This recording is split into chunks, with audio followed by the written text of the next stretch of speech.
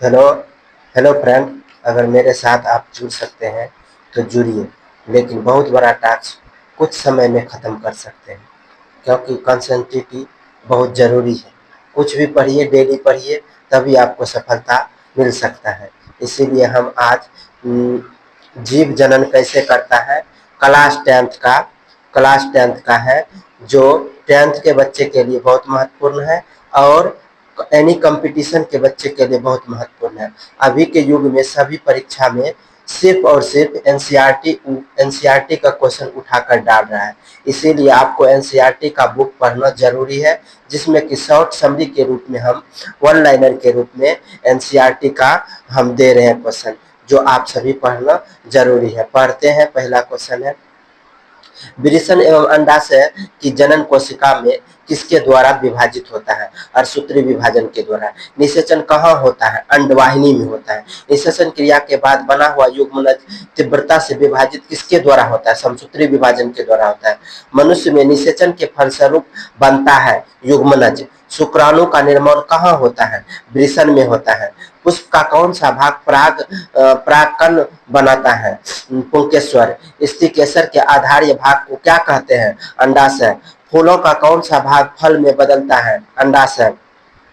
भ्रूण के जिस भाग में तना पत्ती बनती है उसे क्या कहते हैं? प्रंकुर कहते हैं। एकलिंगी पादप का उदाहरण क्या है? पपीता एकलिंगी पादप है। मुकुलन द्वारा अलैंगिक जनन किसमें होता है? इष्ट में होता है। कौन सा अस्थायी उत्तक का एक पौधा के कठोर और मजबूत बनाता है? स्क्लेनकाइमा। निषेचन के बाद युग्मनज विभाजित होकर बनता है भ्रूण में। द्विखंडन होता है। द्विखंडन किसमें होता है? अमीबा में। हाइड्रा प्रजनन करता है मुकुलन के द्वारा। ब्रायोफाइलम में कौन सा भाग कायिक प्रवर्धन होता है? पत्तियां।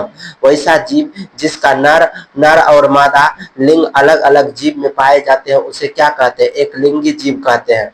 पुष्प का कौन सा भाग फल बनाता है? अंडाशय। मानव में मादा का जनन तंत्र भाग नहीं है, शुक्राणु।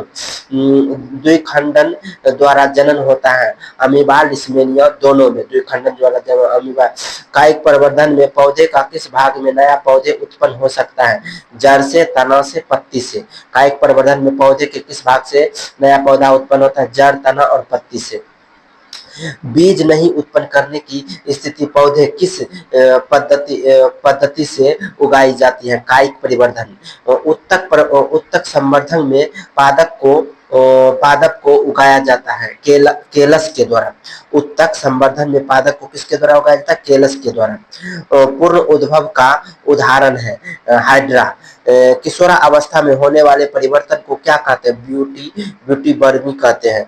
किस मार्ग में शुक्राणु और मूत्र दोनों का प्रभाव होता है? मूत्र मार्ग में।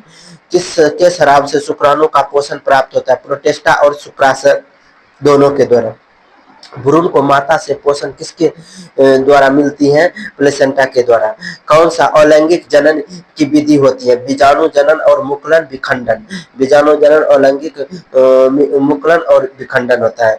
नर के शीशन में समजातीय मादा क्या पाया जाता है?